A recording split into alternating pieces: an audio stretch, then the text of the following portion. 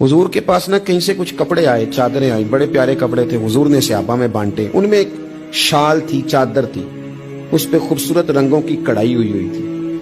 तो वो चादर जब निकली तो लोगों को बड़ी भली लगी। तो हुजूर ने फरमाया, तुम्हारा क्या ख्याल है, मैं किसे दूंगा? तो सहाबा चुप कर गए। भाई हम कैसे बता सकते हैं कि महबूब की चाहत क्या है? हुजूर ने तजस्सुस बढ़ाने के लिए कहा कि तुम्हारा क्या ख्याल है, मैं किसे दूंगा? लोग खामोश हो गए। तो फरमाया, जाओ कोई उम्मे खालिद को बुला के लाओ। उनके ना वालिद वहां मौजूद थे, ना चचा मौजूद थे, ना खानदान का कोई लोग मौजूद था। फरमाया, उस बच्ची को बुला के लाओ। बच्ची बड़ी प्यारी थी, अक्सर आती थी। तो हुजूर की पुश्त पर ना मोहरे नबूवत थी, तो उसके साथ खेलती थी। तो उनके वालिद मना करते थे, ये क्या करती हो? तो हुजूर फरमाते थे, आप जब करें, बच्ची जो करती है उसे करने दे, उससे बुला के लाओ उस बच्ची को। उनके वालिद को लोगों ने जाके कहा, तेरी बेटी को हुजूर याद कर रहे हैं।